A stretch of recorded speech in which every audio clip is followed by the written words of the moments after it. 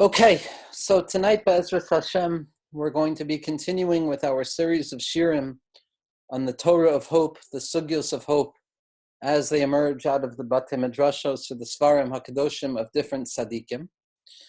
And on a certain level, we're going to be picking up where we left off last week.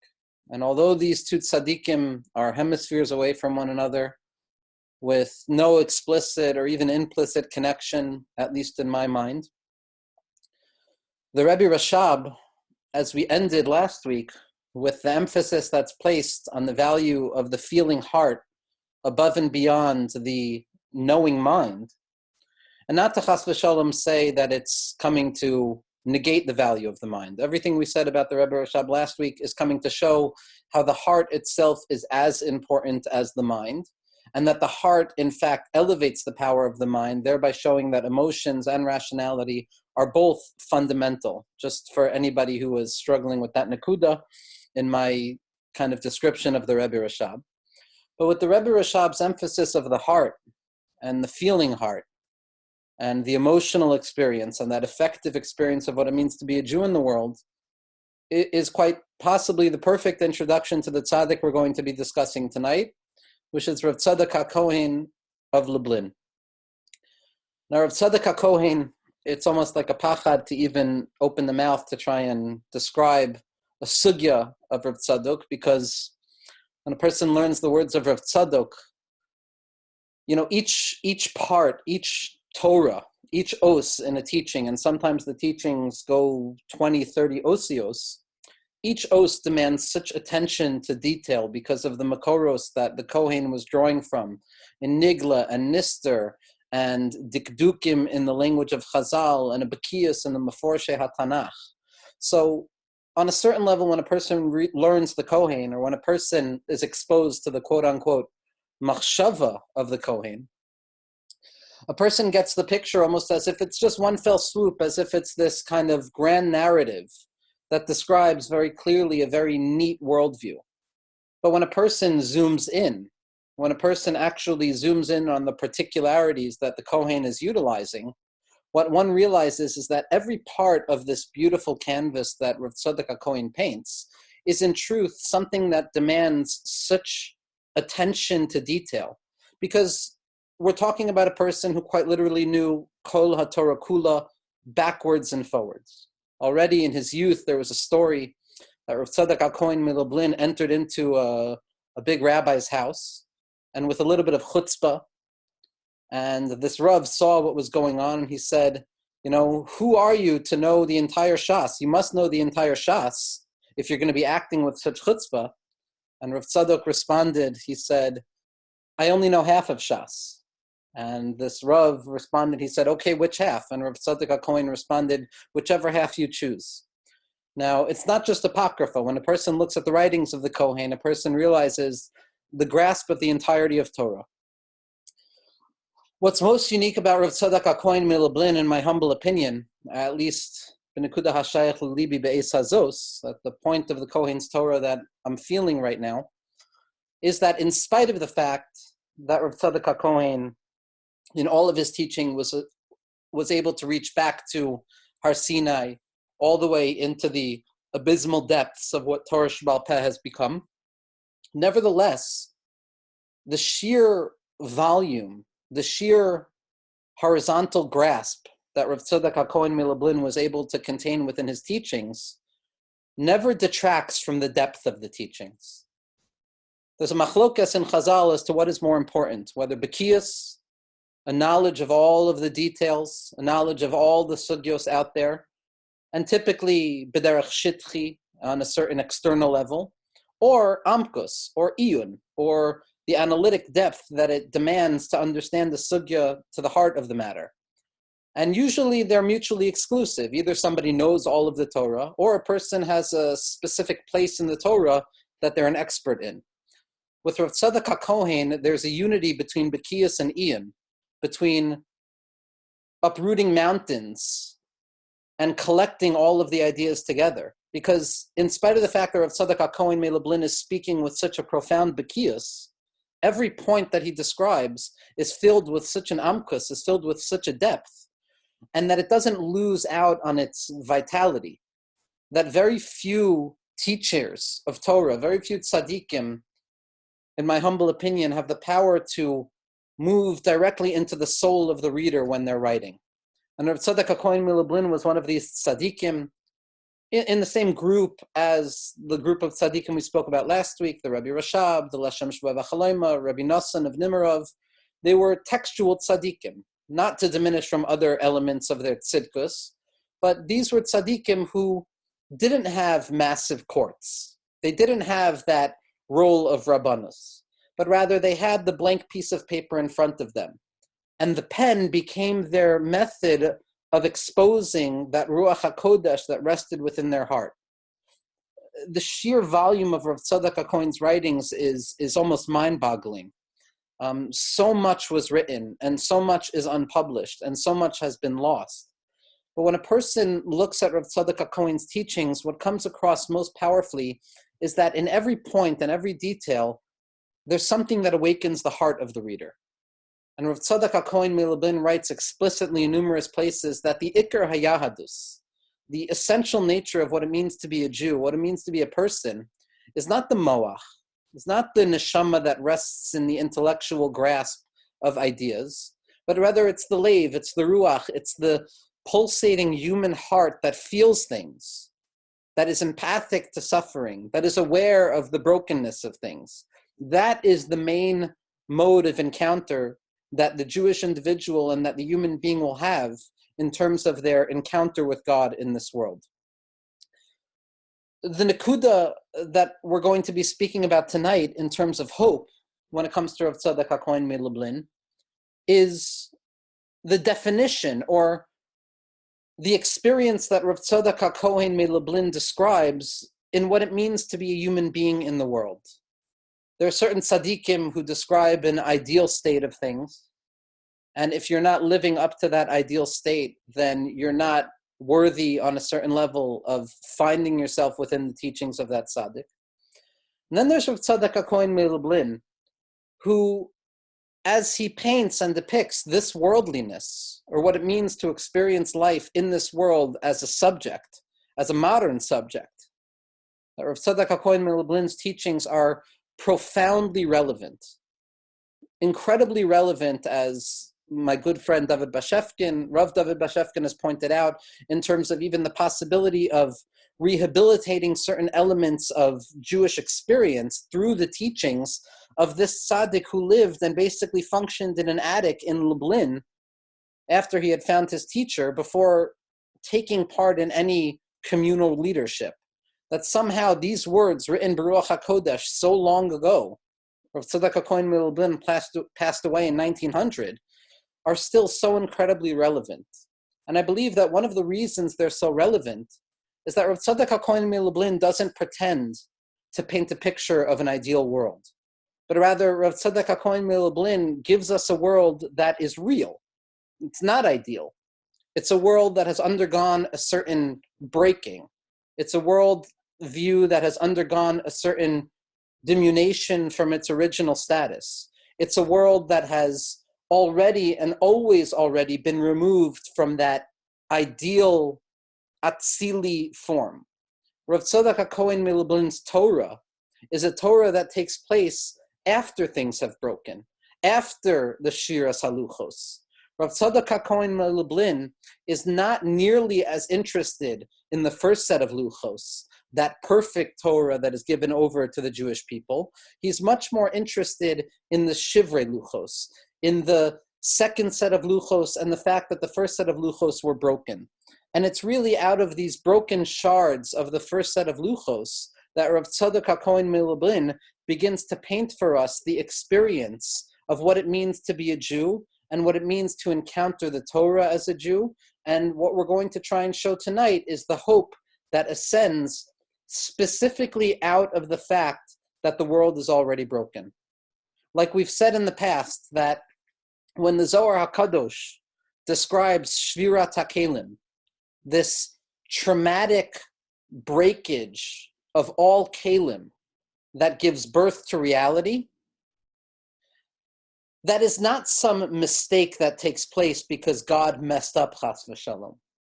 It's not as if God had plans for a perfect world and then something went wrong, the instruction manual was faulty, and therefore we find the world that we have as a secondary option, but rather built into the very fabric, or for Rav Tzadok, because we're dealing with a textual system, built into the very texture of existence, built into the very letters and the words, or the book, as we're going to see, of existence, is the reality that existence should appear in a state of already having been broken. Very much like we've been discussing throughout in this series of Shirim on Hope, that hope is only born out of that kav, from the lashon of kivoy, which takes place after the tzimtzum, after Hashem has constricted himself and removed himself. Now, Rav Tzadok HaKohen Milublin has a famous statement, a relatively famous statement, and this is going to be in Machshavas Chorutz, and I just want to read it inside because it's such a powerful teaching, and then we're going to enter into the Hakdamos that we're going to be learning.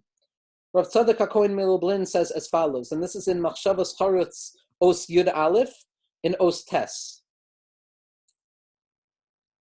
V'lashon ksiva shayach bekulam. And the language of writing, the language of engraving, the language of textual manifestation is shayach in everything. That even when it comes to a book of speech, even when a person is speaking, it's still appropriate to refer to it as ksiva. And even when a person is thinking, it's appropriate to say that that is as if a person is writing. Because in truth, actual writing is a roshem me'osios hamachshava hanikarim mitay chamaisen.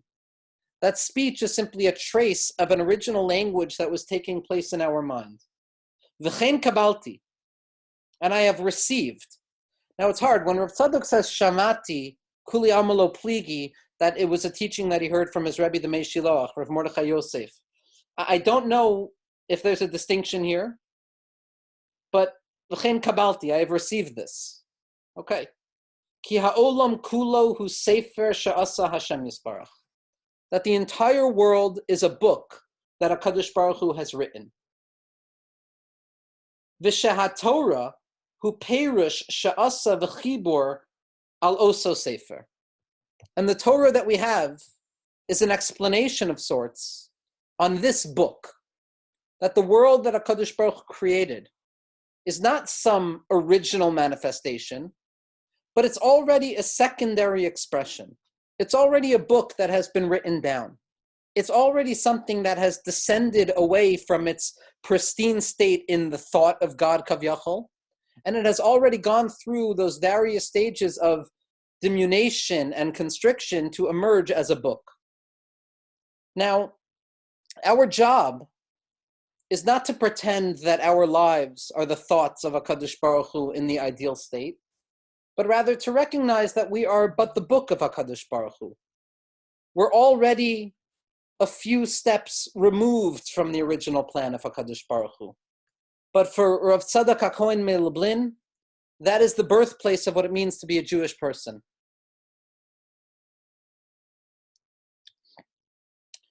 Rav Tzadok HaKohen Milublin expresses very poignantly in numerous places that the animating feature of what it means to be a Jewish individual, or what it means to be a human being or a subject, is to live with death awareness, is to live with the very possibility that things will end, is to live with that anxiety that things won't last forever, that things are not going to continue as they are going right now. And there's a certain hopelessness that is born out of that reality. There's a certain fear that comes about when a person recognizes the limitation of their experience. And what it gives birth to is a certain feeling of pain. Rav Tzadok HaKohen Milublin writes in the first teaching in Rasisei Laila. This is a teaching that we've utilized before. V'olam hazeh, this world, kulo tirda, is a world of difficulty, is a world of distraction, is a world of being bothered. And therefore, Nikra Yom Hamisa B'Talmud Noyach Nafshe, Shenoyach Me Tirdaso. Chazal have a language when it comes to death, when it comes to expiration, of their soul found comfort. Why? Because this world is a world of difficulty. This world is a world of struggle. This world is already a few steps removed from the ideal state. Ki adam la'amel yulad. And the purpose of the individual is to struggle. And therefore, the Gemara in Yerushalmi says, Anna min yoime loy kavanis. That for my entire life, I haven't had proper attention. I haven't been able to have kavana properly. Why? Because tirda, because being bothered, or that human condition, hu hepecha kavana, is the exact opposite of what it means to have attention. Ulachein, and therefore, efshar kavana shlema ba'olam hazaklal. It's impossible for an individual to have true attention or directedness of the mind in this world. Where of Tzadok, the entire world is a world of distraction. The entire world is a world of losing hope. It's a world where we hope for things to go a certain way, and then ultimately reality shows us that the world is not going to go that way. It's what Rav Tzadok HaKohen Meilublin quotes so often, that oilam melashon ha'alama, that this world comes from language of concealment, or that our world is an alma de shikra. Our world is a world of non-truth, of duplicity, of concealment, of struggle. For Rav Tzadok HaKohen Meilublin, it's not a chiddush. His life story on a certain level led him, if one could say such a thing, to this understanding of the Torah. For Rav Tzadok HaKohen Meilublin, who was born into a Lithuanian family, somebody who studied very deeply the texts of the Gra and his students, in particular the Nefesh HaChaim, as it's seen in the Shilas and Shuvos that he wrote from his earlier years. After struggling with relationship, after making a difficult decision of seeking out a divorce from his first wife, Rav Tzadok HaKohen Meilublin embarked on a journey to find a heter me'arabanan. A difficult story, a painful story. But it's specifically this wandering, it's specifically this gerushin, this moving outwards from his place of comfort, that leads him to find his Rebbe. The story goes that Rav Tzadok HaKohen Meilublin would wander from town to town, impressing and surprising the Rabbanim and the Tzadikim with his Gaonis. Famously, he sat with the Rogachover Gaon as well, who was impressed by his Gaonis, which is saying a lot when it comes to the Rogachover Sklusi Yogan Aleinu. Until finally Rav Tzadok HaKohen Meilublin arrived in the town of Ishbitz. And that's where Rav Tzadok HaKohen Meilublin said, I have found my Rebbe. He found the Mei Shiloach.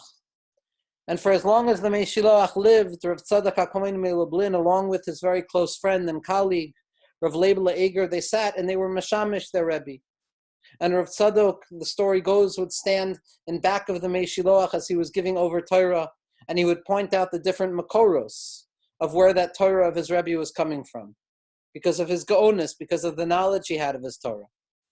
But it's not a surprise that Rav Tzadok HaKohen Meilublin saw the world as a secondary state of experience, as a place of difficulty, as a place of struggle. Because in Ishbitz, that's what the teachings were. In Ishbitz, the basic recognition, the birthplace of what it meant to be a spiritual individual, was to come in contact with that very basic fact that life is hard. That that it would have been easier for a person not to have been born than had they been born. And as the tzaddikim of Ishbitz and Radzin point out so precisely, Chazal don't say mutav la'adam. Our rabbis don't say that it would have been better for an individual to have not been born, but rather they say it would have been easier for a person not to be born, implying that even though it's difficult and even though life is hard, and even though every experience of life is on a certain level only perceptible because of our awareness of death, nevertheless, that is the place where HaKadosh Baruch Hu wants us to find him, specifically in the broken luchos, specifically in the written book of HaKadosh Baruch Hu, as opposed to the revealed thoughts of HaKadosh Baruch Hu. The teaching that I want to try and utilize tonight about hope for Rav Tzadok HaKohen Meilublin, very often I speak in Guzma. I speak with a certain level of exaggeration because of my excitement when teaching these ideas. But when I say that this is one of the most important teachings that A, I have ever learned and ever found, and B, it is a teaching that I continuously find myself returning to in particular moments in my life. And this has been about 10 years since I've seen this teaching and started trying to teach a little bit about this teaching. And even what we discussed tonight, and I'm cutting the introductory comments short because I want to give attention to this teaching. Even with the time given to this teaching, it's nowhere near enough. There are books that can be written on this teaching. There are precedents and worlds of meaning making that emerge out of a teaching like this that offer such a vast potential of what it means to be a modern subject in the face of a chaotic world. This is a sefer called Likutei Ma'amarim, and it is going to be Inyan Shimshon. Now, it's not by chance that it's Inyan Shimshon, because Shimshon, as the model, the archetype of Shevet Dan, is that individual who represents hope. That individual who represents the possibility of light emerging specifically out of dark places. And not only a light that emerges out of a dark place, but a light that could not have taken place without the darkness. When it came to the bracha that Yaakov Avinu wanted to give Dan, the bracha was Liyeshuascha kivisi Hashem. And Rashi already points out that Yaakov saw the story of Shimshon HaTzadik, of Shimshon HaNazir, of Shimshon HaGibor rather, and he expected Shimshon to be Mashiach. The entire sugya of the Shevet of Dan, the entire sugya, especially in the teachings of Rav Tzadok, is that Dan is on one level the lowest of the Shvatim, that Shevet that was caught with Avodah Zarah, that Shevet that had fallen away from the faith of its youth, that Shevet that had sinned and transgressed and messed up. But nevertheless, this was the Shevet that followed Bnei Yisrael at the rear, collecting lost objects, as if saying to the Jewish people, yes, you may find yourself lost in this world. Yes, you might find yourself bewildered and without direction and spit out of the protection of godliness, spit out of the Ananei HaKavod. But nevertheless, everything that is lost shall return. That which is repressed will come back again, and not only will it come back again, but it will come back as the Even HaPina, of Even Ma'asu HaBoinim Haisal Rosh Pina, that despised stone, that which appeared to be so forgotten and bewildered and lost and unretrievable or irretrievable, is ultimately going to be shown to be that part of ourselves that is the deepest. Because that part of ourselves which is irreducible, that part of ourselves which goes through all sorts of negation and difficulty, yet still survives like Shevet Dan, like the Koyach of Shimshon, that can only be illuminated through the power of hope, Liyeshuascha kivisi Hashem. That is what Dan, that is what Shimshon, and that is ultimately what Rav Tzadok HaKohen Lublin was coming to teach the Jewish people. That even though the world is not ideal, even though things have broken and shattered into a million little pieces, nevertheless, yesh inyan sheyitapech hakol. And that thing which transforms everything back to reality, as we're going to see, is hope. Rav Tzadok says as follows. And this is on page 166 in the Machon Har HaBracha editions, and it's going to be in Os Chaf Beis and Chaf Gimel. Rav Tzadok HaKohen Lublin says as follows: Ki midas hatzimtzum, the midah of Hashem's constriction in this world, the reality of Hashem appearing in a world that is devoid of the animating light of HaKadosh Baruch Hu, is only rak litzamsem ulahagvil ezedavar. Tzimtzum only comes when it's coming to constrict something. V'loi kishe'ein kan shum davar. But tzimtzum doesn't mean that there's nothing there. Rather, tzimtzum is the constriction of something that is still there. Im kain mahu magvil. If that's the case, that tzimtzum is coming to constrict something, what's it constricting? Rak me'achar shahaya bahem or v'nishbar. Rav Tzadok is saying that since in the original plan of HaKadosh Baruch Hu, the way that he wanted to create the world prior to that shattering, there was light there and then it broke. Kol makom sheyesh or, every place that there was once light, nishar rishimu mimenu kiyadua, that if light was once present, there is a trace, there is an irreducible remainder of that light, even though that light has departed. Al derech yitzias hatzadik oiser roshem. The same way Chazal have told us in Parshas Vayetze that when a tzaddik, when something righteous leaves a town, it leaves an imprint, it leaves a trace. But what is that trace? That trace is not the presence of that holiness, but rather the trace is shenikar shechaser, that a person is aware that the holiness that was once there is now missing, is now lacking. Masha'ein kain ilu lo hayat tzaddik klal. That wouldn't have been the case if there was never a tzaddik there, if holiness was never there. There would be no sense that holiness is missing. V'chein bazeh ha'inyan. And so too regarding this matter. Ha'or hu hasagas ha'elokus. Light is an analogy, is a metaphor for drawing God down into our personal lives. And that means each and every one of us according to our own level. Ukvar nishar roishem ha'hasaga al yedei zeh shenikar shebekelim elu chaser mehem or ha'elokus. That the awareness that the light of God is missing from the world and missing from our lives is already a certain level of grasping the light of HaKadosh Baruch Hu. Shenikar shebekelim elu chaser mehem or ha'elokus v'hasagas elokus. The awareness that we have of HaKadosh Baruch Hu in the world emerges out of the questioning that we have about where Hashem is in the world. The fact that we say Hashem is not here right now is the biggest proof that Hashem was here. And if Hashem was here, that means Hashem is still here, because anytime holiness is present, there's an irreducible trace. Harenikir bahem hasagas elokus. And Rav Tzadok says, therefore, contemplating the brokenness of the world gives birth to a certain level of grasping godliness. V'nimsa hasagas elokus hu bekelim hanishparim ha'elu mitzad hachisaron she'anu roim umakirim shechaser mehem. It turns out, says Rav Tzadok, that the grasp that we have of godliness and holiness and purpose and hope in our lives and in this world comes from the broken vessels themselves as a result of the fact that we're aware that in these broken vessels, God's light is lacking.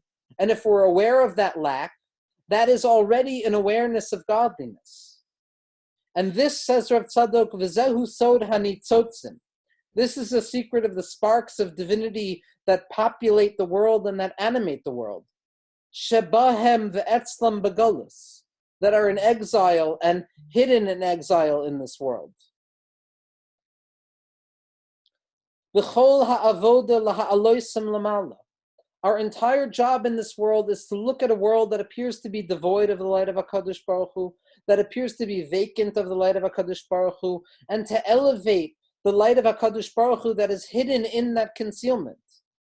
Perush, says Rav Tzadok, what this means is, shekoyach oisem hakelim hu koyach hatzimtzum. That the power of these vessels in our lives, or our experience in this world as a secondary experience, as a concealed experience, it is from the strength of the tzimtzum. V'ha'he'elem legamre me'or Hashem yisparach. And from the absolute concealment of the light of HaKadosh Baruch Hu. Rak shemitzumtzum b'toichem gam kein roshem zeh.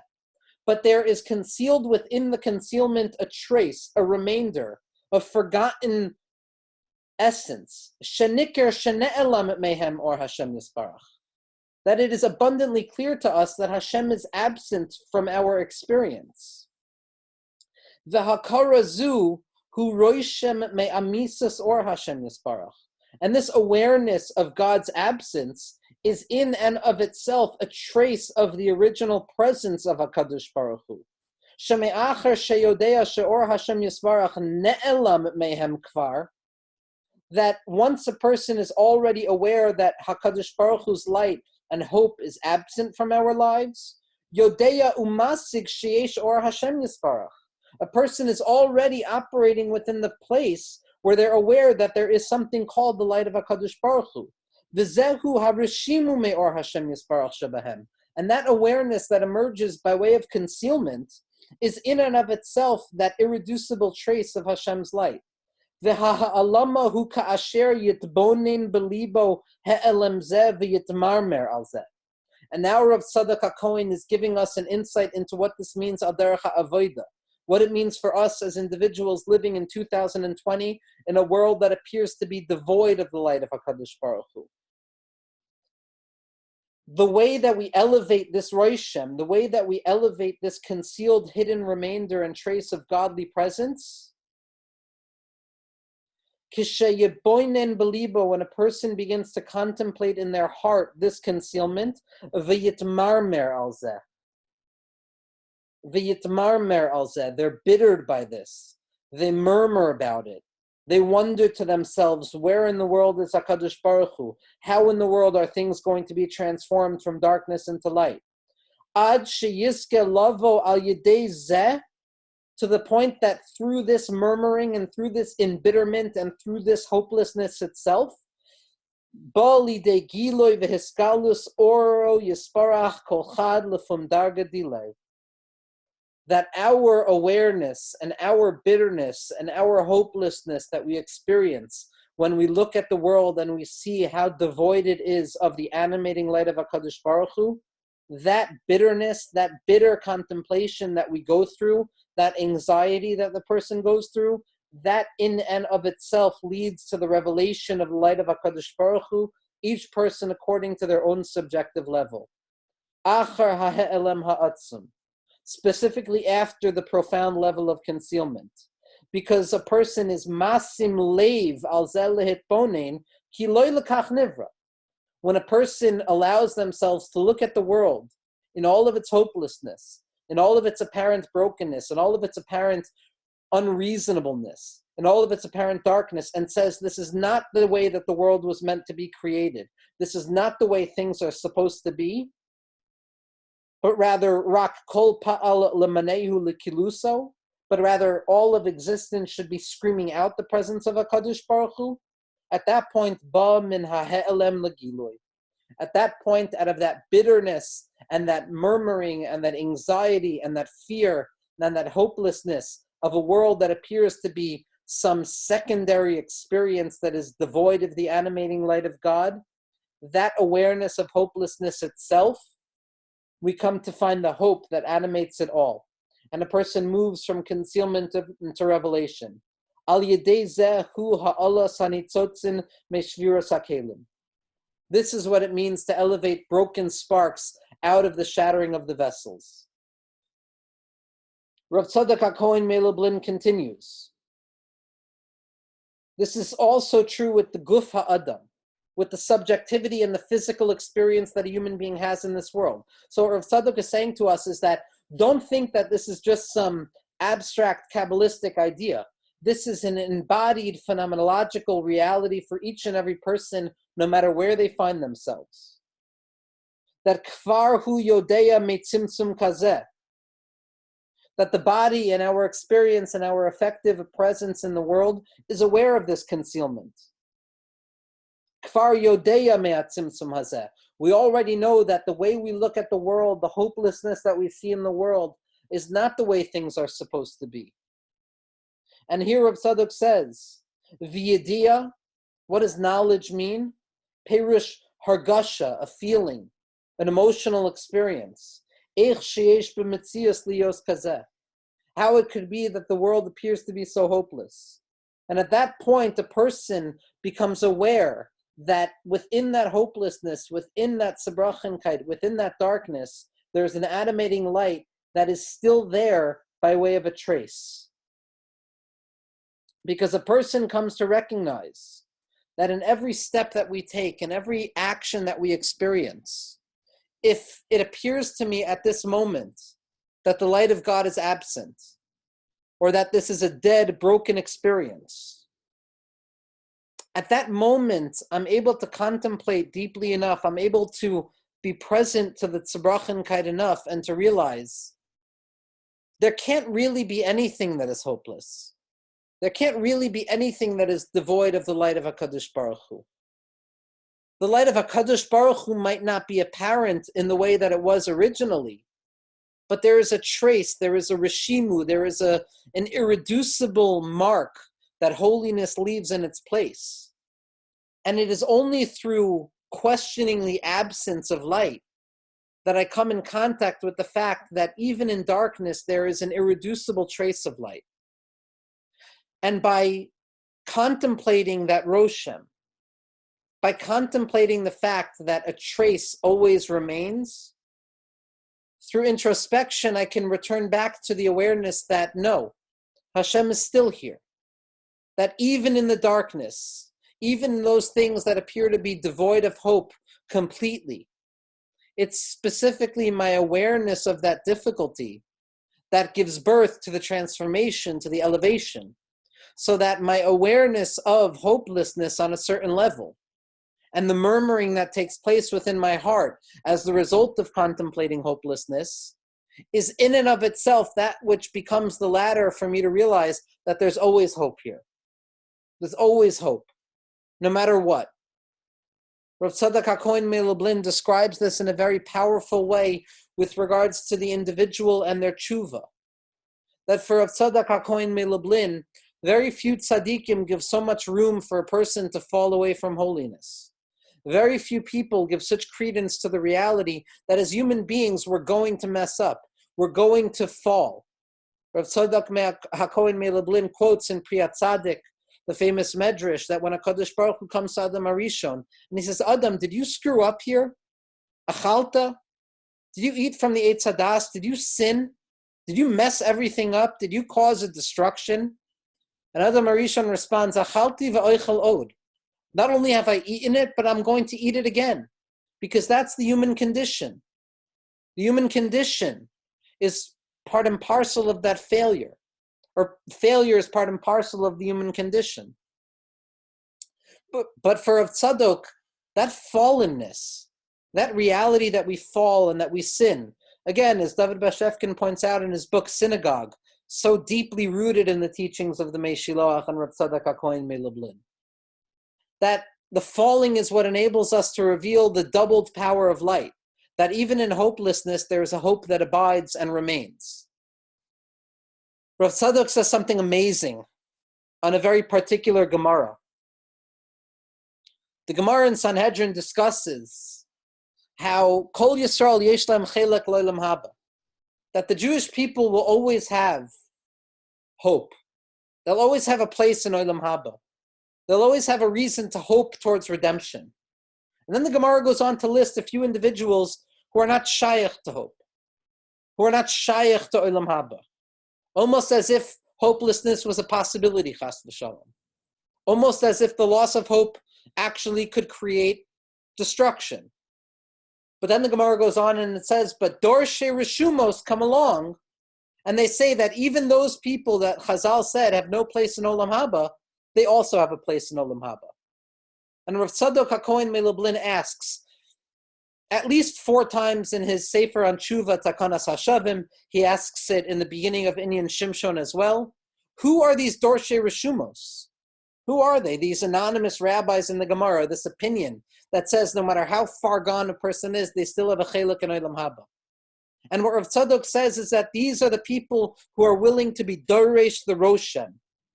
Those tzaddikim who recognize that even when light dissipates, even when hope loses hope, there will always be an irreducible trace, a remainder, because holiness can never truly depart. And those who are willing to be Doresh the Roshem, those who are willing to look deeply into that irreducible trace, which remains very quietly underneath all of the darkness, buried within the heart of Shevet Dan, as they're kicked out of the Ananei HaKavod, as we find ourselves be'ikvasa de Mashiach, on the brink of hopelessness. It's the Dorshe Rishumos who come along and they begin to examine the trace. They begin to look at that irreducible trace. They begin to listen to the murmuring bitterness of our hearts over the apparent absence of God, and they say that that bitterness, that apparent awareness of the absence of God, is the biggest proof of Hashem's presence. And even those people who appear to be foregone and lost and geferlich, and with no hope whatsoever, it's specifically these people who are going to teach us the true power of hope. Those are the Dorshe Reshumos, those who are willing to look into the depths of that trace. What Rav Tzadok is trying to say, or at least what I want Rav Tzadok to be trying to say to me, Berega Hazos, Benekuda Hashayach Lalibi Be'ez Hazeh, is that hope sometimes can only be born out of hopelessness. It can only be born out of the recognition of looking around at the world and saying to oneself, this pashut cannot be the way things are supposed to be. This cannot be the design that HaKadosh Baruch Hu had for the world. There needs to be something deeper. This is a teaching that is expressed very powerfully by his Rebbe, the Meshiloach, in Parshas Lech Lecha, about the questioning heart of Avram Avinu, which becomes the birthplace of ethical monotheism, the very nature of questioning God's absence. Because questioning already implies the belief that there should be something there. And what Rav Tzadok is saying is that the belief that there should be something there, which creates within ourselves that existential despondency over the fact that it's absent, is in truth what awakens the irreducible hope within the individual. Because for Rav Tzadok, it's only when we engage our own most subjectivity, the deep human condition that all of us are cut through with, that we can reveal our particular os in Torah, that irreducible trace of holiness that exists not in spite of darkness, but precisely because of darkness. In 1876, Rav Tzadok had a dream on Friday night, Shabbos Chazon, the week prior to Tisha B'Av, the week prior to the annihilation and destruction of holiness. And Rav Tzadok HaKohen Milublin writes that in that year, what I dreamt in 1876, it's the only dream that Rav Tzadok had that year. Ki echad kodesh haya omer, a certain holy thing, a holy person, a holy angel, whatever it may have been, told me, the lo shayach klal hergesh chayus, ela b'makom sheyesh metzias mitza, that there's no possibility of being aware of life, of hope, of all of the synonyms that we can use to describe what that means, except when there is an existence of its opposite, when there is an existence of death, of hopelessness. V'hu al derech she'amru, like the Sefer Yetzirah says, and this is a gloss that Rav Tzadok wrote afterwards, after recording his dream, hara mavchin es hatov, that evil and difficulty allows for goodness to be pronounced. That without darkness, light would have no partition, light would have no limitation, light would have no boundary to be recognized. V'hainu, and Rav Tzadok continues and he says, this is why the Jewish people receive the Torah and not the angels, because the angels, ein bahem koyach hamisa, they have no reality of death, and therefore ein bahem koyach hergesh chayus gamken.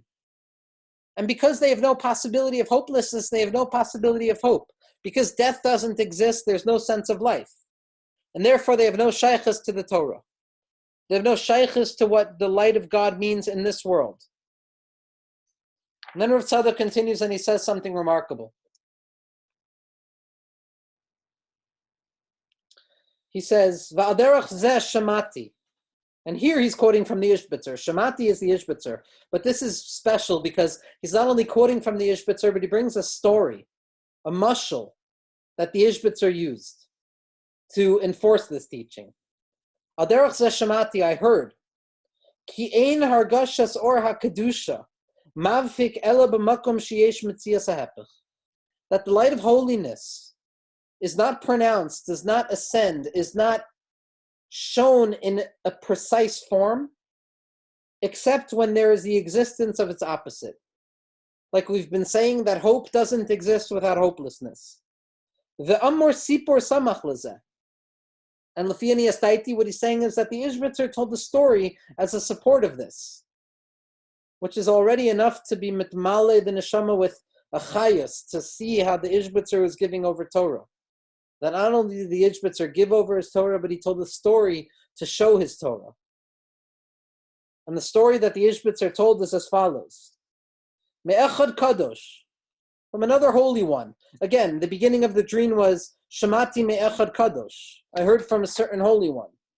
So perhaps they were talking about the same holy one, the same necessary station on the road towards spiritual development. That there was a story told about a famous holy person who used to utilize his Ruach HaKodesh, his divine inspiration, to look at wine, to look at barrels of wine, and he would say, this is kosher and this is asur. This is allowed and this is not allowed. And there was one time, Pama'achas ta'u, that the chevra who were trying to see this power made a mistake, vehiviu bakbuk shalmei dvash. And they brought a barrel of mead, they brought a barrel of honey beer. Shasavru sahu yayin. And they thought it was yayin. Vaharulo, and they showed it to him. The Amar, and this Kadosh said, Ein roa bo shum isser. I don't see anything wrong with it. There's no darkness here. Aval gam or hakashrus ein mavfik boy b'ksherim. But the light of kashrus, the light of holiness, is also not shining out of this, as I typically find by kosher wine. V'hu atzmo lo yada ha'inyan. And this Kadosh also didn't know what was going on. V'ulai chashav she'es bo inyan sham isser medina rak memidas hachasidus. And perhaps he thought that there was some problem with it. V'achar kach noida shehu mei dvash. And afterwards they made it known that it was mead, that it was honey beer.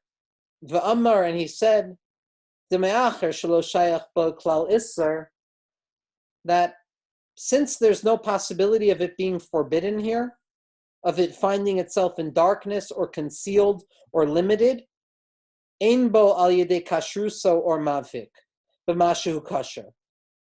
That so too its holiness is not expressed, it's not defined.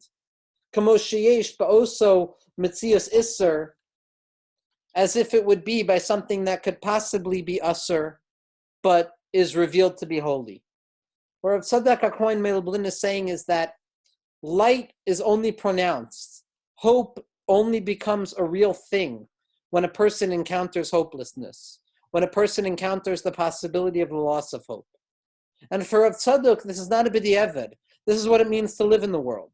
When a person looks at the world and feels those pangs of hopelessness, it's specifically there that a person can say to themselves, because I feel hopeless right now, because I feel like the way that things are going, there's no hope, and then I'm bothered by this, that itself is the birthplace of hope. Because there is an irreducible trace of hopefulness. There is an irreducible trace of light that exists underneath the darkness because of the darkness. And for Rav Tzadok, this is the avodah of the Dorshe Reshumos, to be the individual who seeks out the trace, who goes into the broken ruins of the original tablets and finds the residual holiness that exists there, not in spite of destruction, but because of destruction itself. Be'ezras Hashem, what we're going to discuss next week is going to be a tzaddik who is incredibly close to my heart, the Leshem Shabbai V'Achaloima, Rav Shlomo Elyashiv, whose face we've been looking at for whoever has been joining me. And we're going to see how for the Leshem Shabbai V'Achaloima, hope for a future, hope for fixing, is in truth simply a hope to return back to the place where we came from. That the future is nothing other than the past beginning that we're trying to recapture in our experiences. And Be'ezras Hashem will see what the Leshem Shabbai V'Achaloima has to say to us about what it means to find hope, specifically in a place that appears to be hopeless.